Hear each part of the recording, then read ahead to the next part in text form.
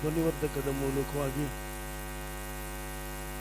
ವಾಕ್ಯ ಸಂದೇಶವನ್ನು ಕೇಳುವುದಕ್ಕಾಗಿ ಸಿದ್ಧರಾಗಿರುವಂಥ ನಿಮ್ಮೆಲ್ಲರಿಗೆ ಆತನು ಜಯವೀರನಾಗಿ ಎದ್ದು ಬಂದನು ಎಂಬುದಾಗಿ ನಾವು ವಾಕ್ಯದಲ್ಲಿ ನೋಡ್ಕೋತಾ ಇದ್ದೇವೆ ಪ್ರಿಯರೇ. ಆದ್ದರಿಂದ ಜಯವೀರನಾಗಿ ಎದ್ದು ಬಂದಿರುವಂಥ ಆ ಲೋಕರಕ್ಷಕನನ್ನ ನಮ್ಮ ಹೃದಯ ಅಂಗೀಕಾರ ಮಾಡಿಕೊಳ್ಳುವುದರ ಮೂಲಕವಾಗಿ ವಾಕ್ಯವನ್ನು ಈ ರೀತಿಯಾಗಿ ನಾವು ಓದಿಕೊಂಡು ಮಾರ್ಕನ ಬರೆದಂಥ ಸುವಾರ್ತೆ 28ನೇ ಅಧ್ಯಾಯ 20ನೇ ವಚನ. ನೋಡಿರಿ, ನಾನು ಯುಗದ ಸಮಾಪ್ತಿಯವರೆಗೂ ಎಲ್ಲ ದಿವಸ ನಿಮ್ಮ ಸಂಗಡ ಇರುತ್ತೇನೆ ಎಂಬುದಾಗಿ ಯೇಸು ಸ್ವಾಮಿ ಹೇಳುವಾಗ, ನಮ್ಮನ್ನು ಕೈ ಬಿಡದೆ ನಮ್ಮನ್ನು ನಡೆಸುವಂಥ ಆ ಯೇಸು ರಾಜನನ್ನ ಈ ರೀತಿಯಾಗಿ ನಾವು ರಾಗವನ್ನು ಹಾಡಿಕೊಂಡು ಆರಾಧನೆ ಮಾಡಿಕೊಂಡ ದೇವಪುತ್ರನು ಮರಣದ ಕೊಂಡೆ ಎಂಬುದಾಗಿ.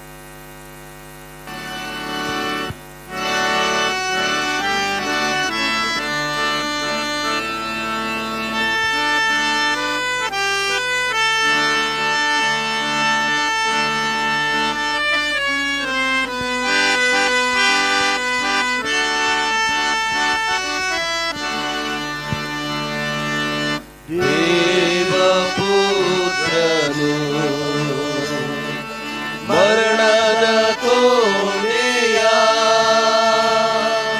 ತಾನು ಜಯಿಸಿದ ಮಹಿಮೆ ಹೊಂದಿದ ದೇವಪುತ್ರನು ಮರಣದ ಕೋಣೆಯ ತಾನು ಜಯಿಸಿದ ಮಹಿಮೆ ಹೊಂದಿದ ನಮ್ಮೆಲ್ಲ ಪಾಪ ಹೋದ ಯೇಸು ನೀತಿ ಭಾಗ್ಯನು ನಮ್ಮೆಲ್ಲ ಪಾಪ ಹೋದ ಯೇಸು ನೀತಿ ಭಾಗ್ಯನು ಪವಿತ್ರವಾದ ದೇವ ಕುರಿಯು ಗಾಸಿ ಹೊಂದಿದ ಪವಿತ್ರವಾದ ದೇವ ಕುರಿಯು ಗಾಸಿ ಹೊಂದಿದ ದೇವಪುತ್ರನು ಮರಣದ ಕೋಣೆಯ ತಾನು ಜಯಿಸಿದ ಮಹಿಮೆ ಹೊಂದಿದ ನಮ್ಮೆಲ್ಲ ಪಾಪ ತೊಳೆದ ರಕ್ತ ಶುದ್ಧ ರಕ್ತವು ನಮ್ಮೆಲ್ಲ ಪಾಪ ತೊಳೆದ ರಕ್ತ ಶುದ್ಧ ರಕ್ತವು ಅದೆಷ್ಟು ಮೌಲ್ಯವಾದದೆಂದು ನೀನು ತಿಳಿದೆಯಾ? ಅದೆಷ್ಟು ಮೌಲ್ಯವಾದದೆಂದು ನೀನು ತಿಳಿದೆಯಾ? ದೇವಪುತ್ರನು ಮರಣದ ಕೋಣೆಯ ತಾನು ಜಯಿಸಿದ ಮಹಿಮೆ ಹೊಂದಿದ ಮಹಿಮೆ ಹೊಂದಿದ ಮಹಿಮೆ ಹೊಂದಿದ.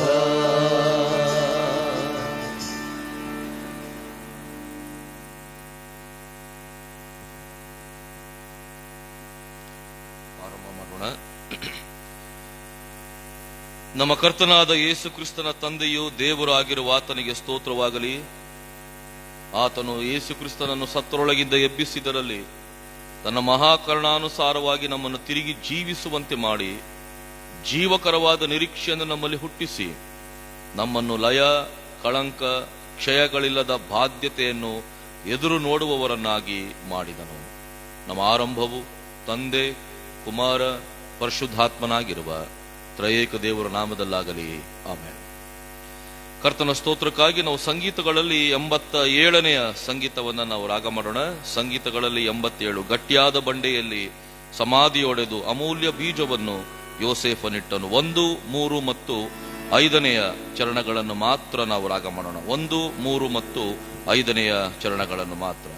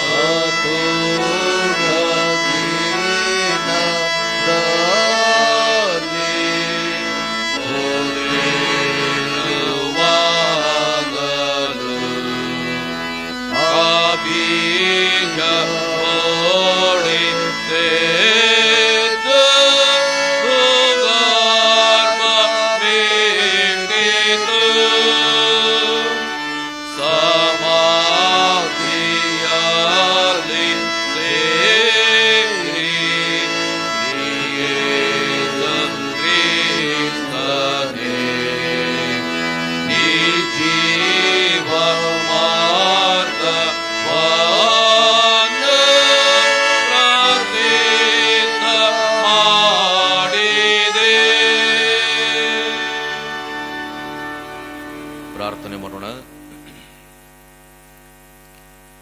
ಪ್ರಿಯ ರಕ್ಷಕನಾದಂಥ ಯೇಸು ಸ್ವಾಮಿಯೇ, ನಮ್ಮ ಪ್ರೀತಿಯುಳ್ಳ ಪರಲೋಕದ ತಂದೆಯಾದ ದೇವರೇ, ನಿನ್ನ ಪರಿಶುದ್ಧವಾದ ನಾಮಕ್ಕೆ ಅನಂತ ಸ್ತೋತ್ರಗಳನ್ನು ಸಲ್ಲಿಸ್ತೇವೆ. ದೇವ, ನಿನ್ನ ಕೃಪೆ, ನಿನ್ನ ಆಶೀರ್ವಾದಗಳಿಗಾಗಿ ಸ್ತೋತ್ರ. ನಿನ್ನ ಕೃಪೆಯಿಂದಲೇ ಈ ಹೊಸ ದಿನವನ್ನು ನಾವು ಕಂಡಿದ್ದೇವೆ. ನಿನ್ನ ಕೃಪೆಯಿಂದಲೇ ಈ ಹೊಸ ದಿನದ ಮಹಿಮೆಯನ್ನ ಅನುಭವಿಸ್ತಾ ಇದ್ದೇವೆ. ನಿನ್ನ ಕೃಪೆಯಿಂದಲೇ ಈ ಹೊಸ ದಿನದ ಆಶೀರ್ವಾದಗಳನ್ನ ಅನುಭವಿಸುತ್ತಾ ಅದನ್ನ ಸ್ವಾಮಿ ನಮ್ಮ ಓಣಿಗಳಲ್ಲಿ ಹೊತ್ತು ಒಯ್ದಿದ್ದೇವೆ. ದೇವ, ಇದೆಲ್ಲ ನಿನ್ನ ಕೃಪೆ ಸ್ವಾಮಿ. ನಿನ್ನ ಕೃಪೆಯಿಂದಲೇ ನಿನ್ನ ಮಕ್ಕಳಾದಂಥ ನಾವು ನಿನ್ನ ಪುನರುತ್ಥಾನವನ್ನ ಮತ್ತೆ ನೆನಪು ಮಾಡಿಕೊಂಡು ಆಚರಿಸ್ತಾ ಇದ್ದೇವೆ, ಸಂಭ್ರಮಿಸ್ತಾ ಇದ್ದೇವೆ, ಸಂತೋಷಿಸ್ತಾ ಇದ್ದೇವೆ, ಉಲ್ಲಾಸಿಸ್ತಾ ಇದ್ದೇವೆ. ನಸುಕಿನಲ್ಲಿಯೇ ನಿನ್ನ ಸಾನ್ನಿಧ್ಯಕ್ಕೆ ಬಂದು ನಿನಗೆ ಹೃದಯಪೂರ್ವಕವಾದಂಥ ಸ್ತೋತ್ರ ಕೃತಜ್ಞತೆಗಳನ್ನ ಸಲ್ಲಿಸ್ತಾ ಇದ್ದೇವೆ. ಈ ಭಾಗ್ಯ ನಿನ್ನ ಮಕ್ಕಳಾದಂಥ ನಮ್ಮ ಜೀವನಕ್ಕೆ ನೀನು ಕೊಟ್ಟಿರುವುದಕ್ಕಾಗಿ ನಾವು ನಿನಗೆ ಹೃದಯಪೂರ್ವಕವಾದಂಥ ಸ್ತೋತ್ರವನ್ನು ಸಲ್ಲಿಸ್ತೇವೆ.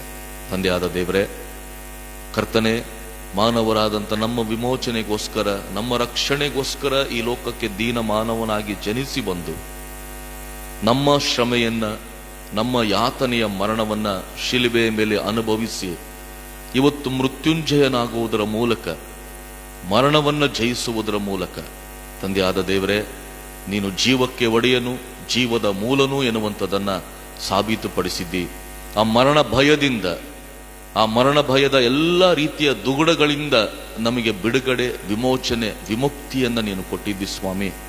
ಇದಕ್ಕಾಗಿ ನಾವು ನಿನಗೆ ಹೃದಯಪೂರ್ವಕವಾದಂಥ ಸ್ತೋತ್ರವನ್ನು ಸಲ್ಲಿಸ್ತೇವೆ. ದೇವ, ನಮ್ಮ ಈ ಆರಾಧನೆ ನಿನಗೆ ಮಹಿಮೆ ತರಲಿ. ನಮ್ಮ ಈ ಆರಾಧನೆ ಕರ್ತನೆ, ನಿನ್ನ ಆಶೀರ್ವಾದ ಕೃಪೆಗಳನ್ನು ನಮ್ಮ ಜೀವನದಲ್ಲಿ ಕೂಡಿಡುವಂಥ ಆರಾಧನೆಯಾಗಲಿ. ನಿನ್ನ ಪುನರುತ್ಥಾನದ ಆಚರಣೆ ನಮ್ಮ ಜೀವನದಲ್ಲಿ ಕರ್ತನೆ ಮಾರ್ಪಾಟುಗಳನ್ನು ಉಂಟು ಮಾಡಲಿ. ಇವತ್ತು ನಾವುಗಳು ಸಹ ನಿನ್ನಲ್ಲಿ ನೂತನ ಸೃಷ್ಟಿಗಳಾಗಿ ಪುನರುತ್ಥಾನಗೊಳ್ಳುವಂಥ ಕೃಪೆ ಕೊಡು. ಆ ಅನುಭವಕ್ಕೆ ನಮ್ಮನ್ನು ನಡೆಸು. ಈ ಆರಾಧನೆ, ನಿನ್ನ ವಾಕ್ಯ ಧ್ಯಾನ, ನಿನ್ನ ಸ್ತುತಿ ಸ್ತೋತ್ರ ಇವೆಲ್ಲವೂ ನಮ್ಮನ್ನ ಅಂಥ ಒಂದು ನೂತನ ಸೃಷ್ಟಿಗಳನ್ನಾಗಿ ಮಾರ್ಪಡಿಸುವಂತಾಗಲಿ ಎಂಬುದಾಗಿ ನಾವು ಪ್ರಾರ್ಥಿಸ್ತೇವೆ. ಸ್ವಾಮಿ, ಮುಂದಿನ ಎಲ್ಲ ಸಮಯವನ್ನು ನಿನ್ನ ಹಸ್ತಗಳಿಗೆ ಒಪ್ಪಿಸ್ತೇವೆ.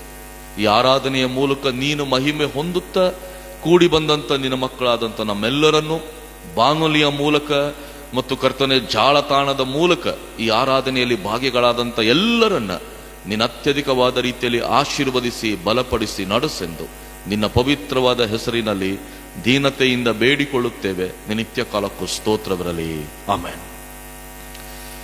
ನಾವು ನಮ್ಮ ಆರಾಧನೆಯನ್ನ ಮುಂದುವರಿಸುವ ಹಾಗೆ ಪರದೆಯ ಮೇಲೆ ಮೂಡಿ ಬರುವಂತ ಗೀತಗಳನ್ನ ನಾವು ರಾಗ ಮಾಡೋಣ. ಪರದೆಯ ಮೇಲೆ ಮೂಡಿ ಬರುವಂತ ಗೀತಗಳನ್ನ ನಾವು ರಾಗ ಮಾಡೋಣ.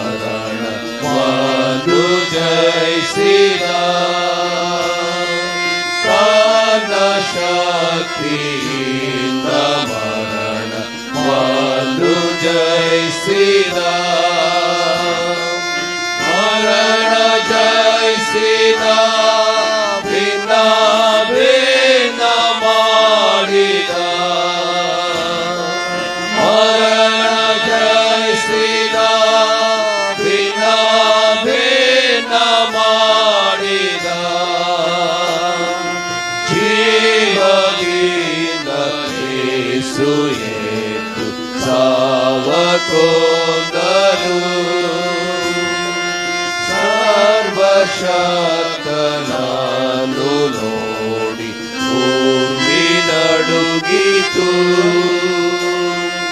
ಸರ್ವಶಕ್ತನನ್ನು ನೋಡಿ ಭೂಮಿ ನಡುಗಿತು.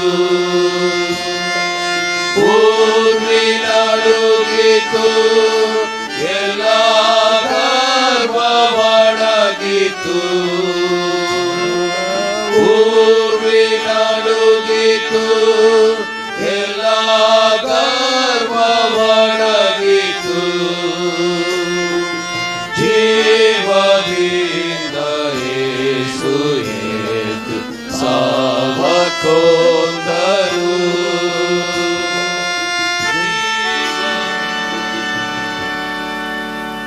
ಪರದೆಯ ಮೇಲೆ ಮೂಡಿ ಬರುವಂತ ಇನ್ನೊಂದು ರಾಗವನ್ನು ಹಾಡೋಣ. ಜೀವದಿಂದೆದ್ದವನೇ ನಿನ್ನ ಆರಾಧನೆ ಮಾಡುವೆ, ಜೀವದ ಅಧಿಪತಿಯೇ ನಿನ್ನ ಆರಾಧನೆ ಮಾಡುವೆ. ದಯವಿಟ್ಟು ನಾವು ಇರುವಂಥ ಸ್ಥಳ ಎದ್ದುಕೊಂಡು ಕರ್ತನಾದಂಥ ಯೇಸುವನ್ನ ಜೀವದಿಂದ ಇದ್ದಂಥ ಆ ಲೋಕರಕ್ಷಕರನ್ನ ಆರಾಧನೆ ಮಾಡಿಕೊಂಡ್ರೆ ಎಲ್ಲರೂ ಎದ್ದುಕೊಂಡು ಈ ರಾಗವನ್ನು ನಾವು ಹಾಡಿದ್ದೇವೆ.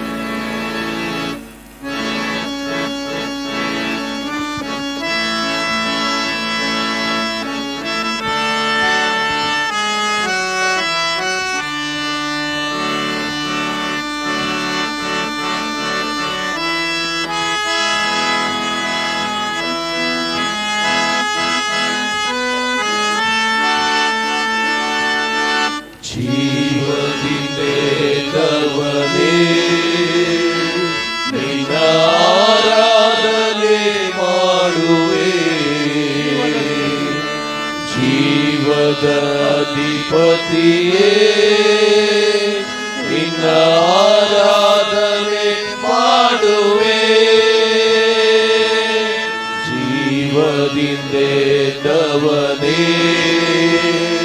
ನಿನ್ನ ಆರಾಧನೆ ಮಾಡುವೆ. ಜೀವದ ಅಧಿಪತಿಯೇ ನಿನ್ನ ಆರಾಧನೆ ಮಾಡುವೆ.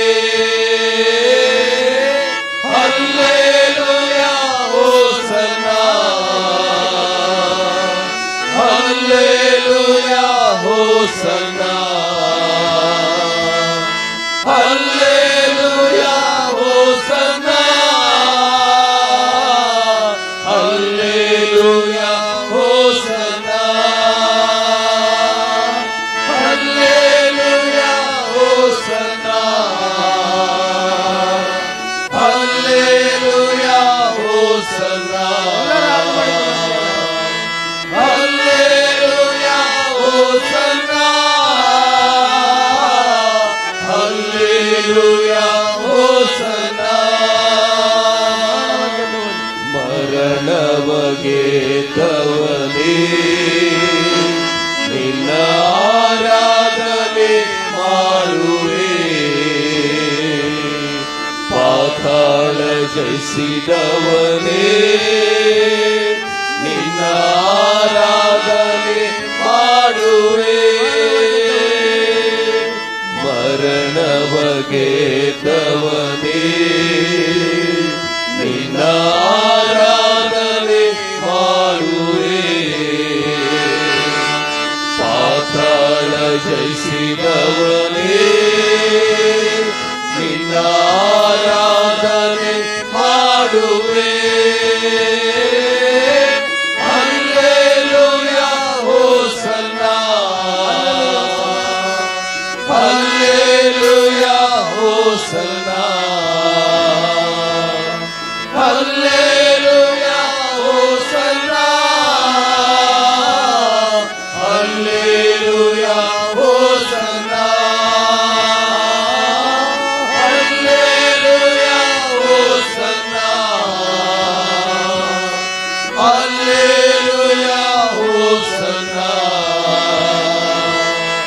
Hallelujah hosanna, hallelujah ಹೋಸನ್ನಾ.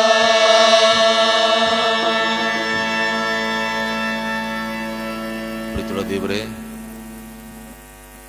ನಿನ್ನ ಪುನರುತ್ಥಾನವನ್ನು ನೆನಪು ಮಾಡಿಕೊಳ್ತೇವೆ.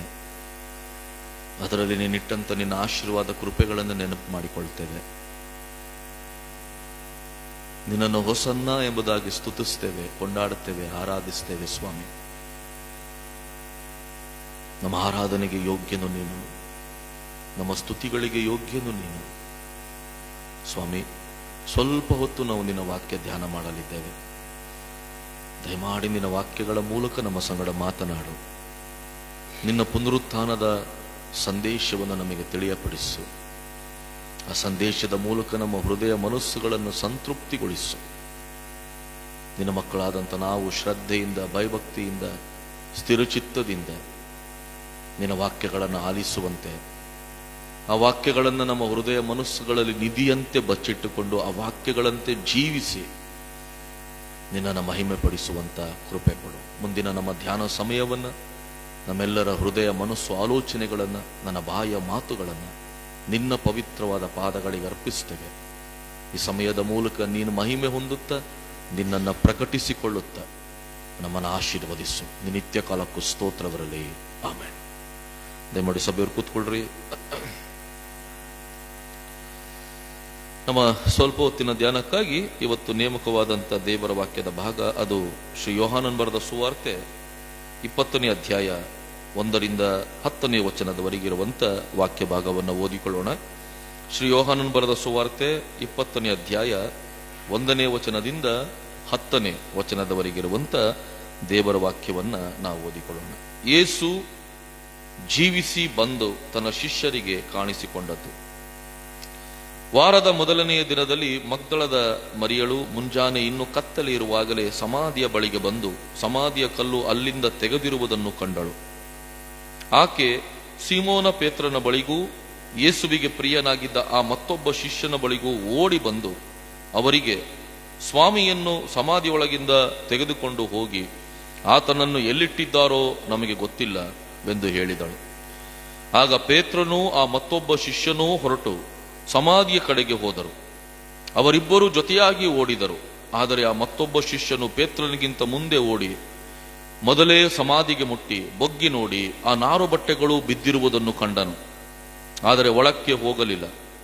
ಸಿಮೋನ ಪೇತ್ರನು ಅವನ ಹಿಂದೆ ಬಂದು ಸಮಾಧಿಯೊಳಗೆ ಹೋಗಿ ಆ ನಾರು ಬಟ್ಟೆಗಳು ಬಿದ್ದಿರುವುದನ್ನೂ ಆತನ ತಲೆಯ ಮೇಲಿದ್ದ ಕೈಪಾಬಡವು ಆ ನಾರು ಬಟ್ಟೆಗಳ ಕೂಡ ಇರದೆ ಸುತ್ತಿ ಒಂದು ಕಡೆಯಲ್ಲಿ ಬೇರೆ ಇರುವುದನ್ನೂ ನೋಡಿದನು. ಆಗ ಸಮಾಧಿಯ ಬಳಿಗೆ ಮೊದಲು ಬಂದಿದ್ದ ಆ ಮತ್ತೊಬ್ಬ ಶಿಷ್ಯನೂ ಸಹ ಒಳಕ್ಕೆ ಹೋಗಿ ನೋಡಿ ನಂಬಿದನು. ಆತನು ಸತ್ತ ಮೇಲೆ ಜೀವದಿಂದೆದ್ದು ಬರಬೇಕೆಂಬುದಾಗಿ ಶಾಸ್ತ್ರದಲ್ಲಿ ಬರೆದಿರುವ ಮಾತು ಅವರಿಗೆ ಇನ್ನೂ ತಿಳಿದಿರಲಿಲ್ಲ. ತರುವಾಯ ಆ ಶಿಷ್ಯರು ತಿರುಗಿ ತಮ್ಮವರ ಬಳಿಗೆ ಹೋದರು ಎಂಬುವಂಥದ್ದೇ. ಕರ್ತನಲ್ಲಿ ಅತ್ಯಂತ ಪ್ರಿಯರೇ, ಕರ್ತನ ನಾಮದಲ್ಲಿ ನಿಮ್ಮೆಲ್ಲರನ್ನ ವಂದಿಸ್ತೇನೆ. ಈ ಬೆಳಗಿನ ಶುಭ ವಂದನೆಗಳನ್ನ ನಿಮ್ಮೆಲ್ಲರಿಗೆ ತಿಳಿಸ್ತೇನೆ. ಮತ್ತು ಮುಖ್ಯವಾಗಿ ನಮ್ಮ ರಕ್ಷಕನಾದಂಥ ಯೇಸು ಸ್ವಾಮಿಯ ಪುನರುತ್ಥಾನದ ಶುಭಾಶಯಗಳನ್ನ, ಶುಭ ಆಶೀರ್ವಾದಗಳನ್ನ ಕೂಡಿ ಬಂದಂತ ನಿಮ್ಮೆಲ್ಲರಿಗೂ ಈ ಧ್ವನಿವರ್ಧಕದ ಮೂಲಕ ಈ ಆರಾಧನೆಯಲ್ಲಿ ಭಾಗಿಯಾದಂಥವರಿಗೂ ಹಾಗೂ ಜಾಲತಾಣದ ಮೂಲಕ ಈ ಆರಾಧನೆಯಲ್ಲಿ ಭಾಗಿಯಾದಂಥ ಪ್ರತಿಯೊಬ್ಬೊಬ್ಬರಿಗೆ ಈ ಸಮಯದಲ್ಲಿ ನಾನು ಸಲ್ಲಿಸ್ತೇನೆ. ಪುನರುತ್ಥಾನ ಕ್ರೈಸ್ತರಾದಂಥ ನಮಗೆ ಬಹಳ ಸಂತೋಷದ ದಿನ, ಆನಂದದ ದಿನ.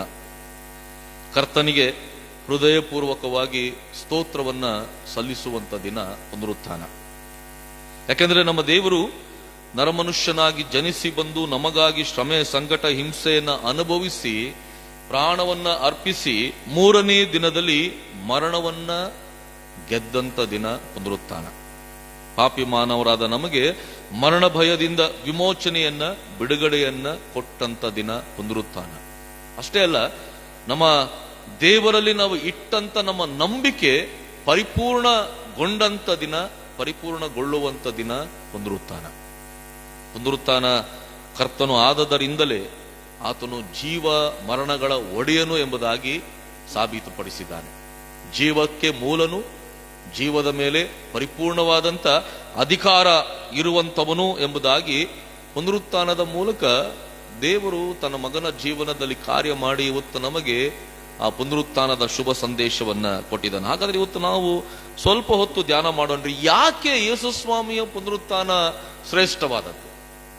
ಯಾಕೆ ಯೇಸು ಸ್ವಾಮಿ ಮೃತ್ಯುಂಜಯನಾಗಿ ಎದ್ದು ಬಂದದ್ದನ್ನ ಇವತ್ತು ಕ್ರೈಸ್ತ ಸಮಾಜ ಅಥವಾ ಕ್ರಿಸ್ತನ ಮಕ್ಕಳಾದಂತ ನಾವು ಇಷ್ಟು ಸಂಭ್ರಮದಿಂದ, ಸಡಗರದಿಂದ ಆಚರಣೆ ಮಾಡ್ತಾ ಇದ್ದೇವೆ ಎನ್ನುವಂಥದ್ದನ್ನ ಸ್ವಲ್ಪ ಹೊತ್ತು ನಾವು ಧ್ಯಾನ ಮಾಡಿ ತಿಳ್ಕೊಳ್ಳುವಂತ ಪ್ರಯತ್ನ ಮಾಡೋಣ. ಮೊದಲನೇದಾಗಿ, ಯಾಕೆ ಇವತ್ತು ಕ್ರಿಸ್ತನ ಪುನರುತ್ಥಾನ ಕ್ರೈಸ್ತರಾದಂತ ನಮಗೆ ಬಹಳ ಅಮೂಲ್ಯವಾದದ್ದು ಅಥವಾ ಸಂತೋಷಕರವಾದದ್ದು ಎಂಬುದಾಗಿ ನಾವು ನೋಡುವುದಾದರೆ, ಮೊದಲನೇದಾಗಿ ನೋಡ್ರಿ, ಇಂದು ಯೇಸು ಮರಣವೆಂಬ ವಿಷದ ಕೊಂಡಿಯನ್ನ ಮಾನವರಾದಂತ ನಮ್ಮ ಜೀವಿತದಲ್ಲಿ ಮುರಿದು ಹಾಕಿದ್ದಾನೆ. ಮರಣ ಏನಾಗಿತ್ತಂದ್ರೆ ನಮ್ಮನ್ನ ಕುಟುಕುವಂತ ಅಥವಾ ಕಚ್ಚುವಂತ ಒಂದು ವಿಷದ ಕೊಂಡಿಯಾಗಿತ್ತು.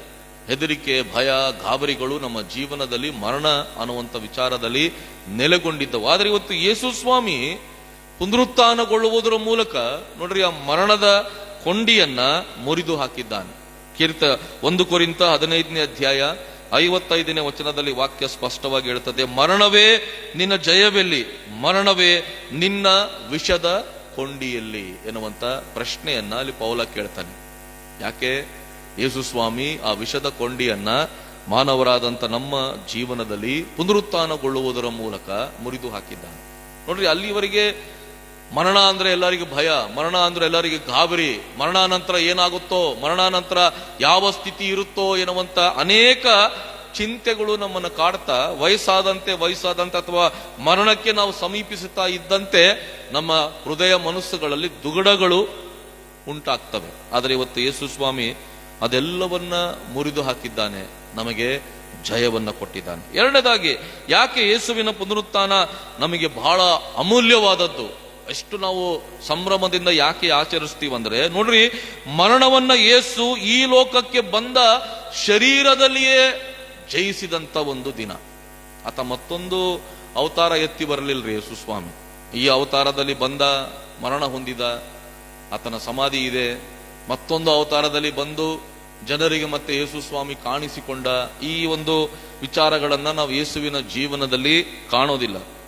ಯಾವ ಸ್ವರೂಪದಲ್ಲಿ ಆತನು ಈ ಲೋಕದಲ್ಲಿ ಹುಟ್ಟಿ ಬಂದನೋ, ಯಾವ ಸ್ವರೂಪದಲ್ಲಿ ಈ ಲೋಕದಲ್ಲಿ ಜೀವಿಸಿದನೋ, ಯಾವ ಸ್ವರೂಪದಲ್ಲಿ ಮನುಷ್ಯರಿಗೆ ಕಾಣಿಸಿಕೊಂಡನೋ, ಯಾವ ಸ್ವರೂಪದಲ್ಲಿ ಮನುಷ್ಯರ ಮಧ್ಯದಲ್ಲಿ ಆತನು ತನ್ನ ಬದುಕನ್ನ ಸಾಗಿಸಿದನೋ, ಅದೇ ಸ್ವರೂಪದಲ್ಲಿ ಅದೇ ಆಕಾರದಲ್ಲಿ ಮತ್ತೆ ಆತನು ಮೃತ್ಯುಂಜಯನಾಗಿ ಎದ್ದು ಬಂದು ತನ್ನ ಜನರಿಗೆ ಕಾಣಿಸಿಕೊಳ್ತಾನೆ. 1 ಕೊರಿಂಥ 15ನೇ ಅಧ್ಯಾಯ 4, 5, 6ನೇ ವಚನಗಳನ್ನು ಓದುವಾಗ ಅಲ್ಲಿ ಪೌಲ ಯಾರ್ಯಾರಿಗೆ ಯೇಸು ಕಾಣಿಸಿಕೊಂಡ ಎನ್ನುವಂತ ಪಟ್ಟಿ ಹೇಳ್ತಾನ್ರಿ. ಕೇಫನಿಗೆ ಕಾಣಿಸಿಕೊಂಡ, 12 ಮಂದಿ ಶಿಷ್ಯರಿಗೆ ಕಾಣಿಸಿಕೊಂಡ, 500 ಮಂದಿಗಿಂತ ಹೆಚ್ಚಾದಂತ ಜನರಿಗೆ ಯೇಸು ಕಾಣಿಸಿಕೊಂಡ ಎಂಬುದಾಗಿ ವಾಕ್ಯ ಹೇಳ್ತಾರೆ. ಬರೇ ಶಿಷ್ಯರಿಗೆ ಮಾತ್ರ ಯೇಸುವಿನ ಪುನರುತ್ಥಾನದ ದರ್ಶನ ಸೀಮಿತವಾಗಿರಲಿಲ್ಲ. ಪೌಲನ ಪ್ರಕಾರ 500ಕ್ಕಿಂತ ಹೆಚ್ಚಿನ ಜನರು ಸಹ ಯೇಸುವಿನ ಪುನರುತ್ಥಾನದ ದರ್ಶನವನ್ನ ಕಂಡಿದ್ದಾರೆ. ಪ್ರೇರಿತ ಯಾಕೆ ನಮಗೆ ಯೇಸುವಿನ ಪುನರುತ್ಥಾನ ಶ್ರೇಷ್ಠ ಅಂದ್ರೆ, ಮರಣ ಯೇಸುವನ್ನ ಹಿಡಿಲಿಕ್ಕಾಗಲಿಲ್ಲ, ಮರಣ ಯೇಸುವನ್ನ ಬಂಧಿಸಿಡ್ಲಿಕ್ಕಾಗಲಿಲ್ಲ. ಮರಣವನ್ನೇ ಆತನು ಗೆದ್ದು ಅದೇ ಸ್ವರೂಪದಲ್ಲಿ ಎದ್ದು ಬಂದು ಅದೇ ಸ್ವರೂಪದಲ್ಲಿ ತನ್ನ ಜನರಿಗೆ ಕಾಣಿಸಿಕೊಂಡು ಅವರಿಗೆ ಅಭಯವನ್ನು ಕೊಟ್ಟಂತ ದೇವರು, ನಾನು ನೀವುಗಳು ಆರಾಧನೆ ಮಾಡ್ತಾ ಇರುವಂತ ನಮ್ಮ ರಕ್ಷಕನಾದಂತ ಯೇಸು ಸ್ವಾಮಿ. ಇವತ್ತು ನಮಗೆ ಪುನರುತ್ಥಾನ ಯಾಕೆ ಶ್ರೇಷ್ಠ ಅಂದ್ರೆ, ಬೇರೊಂದು ಅವತಾರ ಇಲ್ರಿ, ಒಂದೇ ನರಾವತಾರ. ಆ ಒಂದೇ ನರಾವತಾರದಲ್ಲಿ ಜನಿಸಿ ಬಂದ, ಜೀವಿಸಿದ, ಬೋಧನೆಗಳನ್ನು ಕೊಟ್ಟ, ಅದ್ಭುತಗಳನ್ನ ಮಾಡಿದ ಆ ಒಂದೇ ಅವತಾರದಲ್ಲಿ ಆ ಕಲ್ವಾರಿ ಶಿಲುಬೆ ಮೇಲೆ ನನಗೋಸ್ಕರ ನಿಮಗೋಸ್ಕರ ಪ್ರಾಣವನ್ನು ಅರ್ಪಿಸಿದ ಅದೇ ಅವತಾರದಲ್ಲಿ ಆತನು ಮೃತ್ಯುಂಜಯನಾಗಿ ಎದ್ದು ಬಂದು ನಮ್ಮೆಲ್ಲರಿಗೆ ಕಾಣಿಸಿಕೊಂಡು ಇವತ್ತು ನಮ್ಮ ನಂಬಿಕೆಯನ್ನ ನಮ್ಮ ರಕ್ಷಕನಾದಂತ ಯೇಸು ಸ್ವಾಮಿ ಬಲಗೊಳಿಸಿದ್ದಾನೆ. ಹಾಗಾಗಿ ಇವತ್ತು ನಮಗೆ ಪುನರುತ್ಥಾನ ಬಹಳ ಅಮೂಲ್ಯವಾದಂತ ಒಂದು ದಿನ. ಮೂರನೇದಾಗಿ ಪುನರುತ್ಥಾನದ ಬಗ್ಗೆ ನಾವು ನೋಡುವಾಗ ನೋಡ್ರಿ, ಪುನರುತ್ಥಾನ ಮರಣದ ಗುರಿಯನ್ನ, ಉದ್ದೇಶವನ್ನ ಬದಲಾಯಿಸಿತು. ಯಾವ ಮರಣ ಕಚ್ಚುವಂತ ಕೊಂಡಿಯಾಗಿತ್ತೋ ಇವತ್ತು ಕ್ರಿಸ್ತನಲ್ಲಿ ಆ ಮರಣ ಬದಲಾಗಿದೆ. ಯಾವ ಮರಣ ಭಯ, ಗಾಬರಿ, ಆತಂಕಗಳನ್ನ ಉಂಟು ಮಾಡ್ತಾ ಇತ್ತು, ಇವತ್ತು ಕ್ರಿಸ್ತನಲ್ಲಿ ಆ ಮರಣ ಭಯ ಹುಟ್ಟಿಸುವಂತ ಮರಣ ಅಲ್ಲ, ಬದಲಾಗಿ ಕ್ರಿಸ್ತನಲ್ಲಿ ಆ ಮರಣ ಮಾರ್ಪಟ್ಟಿದೆ. ಏನಾಗಿದೆ? 1 ಥೆಸಲೋನಿಕ 4ನೇ ಅಧ್ಯಾಯ 4ನೇ ವಚನ, 4ನೇ ಅಧ್ಯಾಯ 13ರಿಂದ 18 ವಚನಗಳನ್ನ ನಾವು ಓದುವಾಗ ಅಲ್ಲಿ ಸ್ಪಷ್ಟವಾಗಿ ಪೌಲ ಬರೀತಾನ್ರಿ, ಮರಣ ಕ್ರಿಸ್ತನಲ್ಲಿ ಏನಾಗಿದೆ, ಬದಲಾಗಿದೆ. ಯಾವ ರೀತಿ ಮಲಗಿ ನಿದ್ರಿಸುವಂತ ಸಮಯ ಅಂತಾನೆ. ಎರಡನೇದಾಗಿ ಹೇಳ್ತಾನೆ, ಆತನ ಸಾನ್ನಿಧ್ಯವನ್ನ ಪ್ರವೇಶಿಸುವಂತ ದ್ವಾರ ಮರಣ. ಮತ್ತಷ್ಟೇ ಅಲ್ಲ, ಆತನೊಂದಿಗೆ ಸದಾಕಾಲ ವಾಸಿಸುವುದಕ್ಕಾಗಿ ನಮ್ಮನ್ನ ಹೊತ್ತೊಯ್ಯುವಂಥದ್ದು ಮರಣ. ಯಾವ ಮರಣ ನಿರೀಕ್ಷೆ ಇಲ್ಲದೆ ಇರುವಂತ ಸ್ಥಿತಿಯಲ್ಲಿತ್ತೋ, ಯಾವ ಮರಣ ಶಾಪವಾಗಿ ನಮ್ಮ ಜೀವನದಲ್ಲಿ ಪ್ರವೇಶ ಮಾಡಿತ್ತೋ, ಇವತ್ತು ಅದೇ ಮರಣವನ್ನ, ಅದೇ ಮರಣದಲ್ಲಿ ಒಳಗಾಗುವುದರ ಮೂಲಕ ಇವತ್ತು ಯೇಸು ನಮಗೆ ಆ ಮರಣವನ್ನ ಆಶೀರ್ವಾದವಾಗಿ ಬದಲಾಯಿಸಿದ್ದಾನೆ. ಮರಣದ ದಿಕ್ಕನ್ನೇ ಯೇಸು ಬದಲಾಯಿಸಿದ್ದಾನೆ, ಅಥವಾ ಮರಣದ ಸ್ವರೂಪವನ್ನೇ ಇವತ್ತು ಯೇಸು ಬದಲಾಯಿಸಿದ್ದಾನೆ. ಕರ್ತನಲ್ಲಿ ಪ್ರಿಯರೇ, ಇವತ್ತು ನಮಗೆ ಭಯ ಬೀಳುವಂತ ಅವಶ್ಯಕತೆ ಮರಣದ ಬಗ್ಗೆ ಇಲ್ರಿ. ಯಾಕೆ? ಇವತ್ತು ಯೇಸು ನಮಗೆ ತೋರಿಸಿದಾನೆ, ಮರಣ ಬದಲಾಗಿದೆ, ಮರಣ ಆಶೀರ್ವಾದವಾಗಿ ನಮಗೆ ಮಾರ್ಪಟ್ಟಿದೆ. ಮರಣ ಆತನ ಸಾನ್ನಿಧ್ಯಕ್ಕೆ ನಮ್ಮನ್ನ ಹೊತ್ತು ಒಯ್ಯುವಂತ ಒಂದು ದ್ವಾರವಾಗಿದೆ, ಬಾಗಿಲು. ಮರಣ ಆತನ ಒಂದು ಅನ್ಯೋನ್ಯತೆಗೆ ನಮ್ಮನ್ನು ನಡೆಸುವಂತ ಒಂದು ದಾರಿಯಾಗಿದೆ. ಹಾಗಾಗಿ ಇವತ್ತು ಮರಣದ ಬಗ್ಗೆ ನಾವು ಚಿಂತಿಸದೆ, ಭಯಭ್ರಾಂತರಾಗದೆ, ಮರಣ ಬರುವಾಗ ಸಂತೋಷವಾಗಿ ಇವತ್ತು ನಾವು ಆಲಂಗಿಸಬಹುದು. ಯಾಕೆ? ನನ್ನ ದೇವರ ಅನ್ಯೋನ್ಯತೆಗೆ ನಾನು ಹೋಗ್ತಾ ಇದ್ದೀನಿ, ನನ್ನ ದೇವರೊಟ್ಟಿಗೆ ಇರಲಿಕ್ಕೆ ನಾನು ಹೋಗ್ತಾ ಇದ್ದೀನಿ, ನನ್ನ ದೇವರ ಪ್ರೀತಿಯನ್ನ ಬಹಳ ನಿಕಟವಾಗಿ ಅನುಭವಿಸಲಿಕ್ಕೆ ಹೋಗ್ತಾ ಇದ್ದೀನಿ, ನನ್ನ ದೇವರನ್ನ ಮುಖಾಮುಖಿಯಾಗಿ ನೋಡುವುದಕ್ಕಾಗಿ ಮರಣದ ಮೂಲಕ ಇವತ್ತು ನಾನು ಹೋಗ್ತಾ ಇದ್ದೀನಿ. ಪುನರುತ್ಥಾನ ಇವತ್ತು ಕ್ರಿಸ್ತನ ಮಕ್ಕಳಾದಂತ ನಮಗೆ ಆ ಸಂದೇಶ ಕೊಟ್ಟು, ಆ ನಿರೀಕ್ಷೆಯನ್ನು ಕೊಟ್ಟು ಇವತ್ತು ನಮ್ಮನ್ನು ಬಲಗೊಳಿಸ್ತಾ ಇದೆ ಪ್ರಿಯರೇ. ಹಾಗಾಗಿ ಇವತ್ತು ನಮ್ಮ ಜೀವನದಲ್ಲಿ ಪುನರುತ್ಥಾನ ಬಹಳ ಅಮೂಲ್ಯವಾದದ್ದು. 4ನೇದಾಗಿ, ಪುನರುತ್ಥಾನ ಯಾಕೆ ಕ್ರಿಸ್ತನ ಮಕ್ಕಳಾದಂತ ನಮಗೆ ಅಮೂಲ್ಯವಾದಂತಂದ್ರೆ, ನೋಡ್ರಿ, ಅಲ್ಲಿ ಯೇಸು ಸ್ವಾಮಿ ಮರಣದ ಮೂಲಕವಾಗಿಯೇ ಸೋಲಿಸಿದಂತ ಸಂದೇಶವನ್ನ ಇವತ್ತು ಪುನರುತ್ಥಾನ ನಮಗೆ ಕೊಡ್ತದೆ.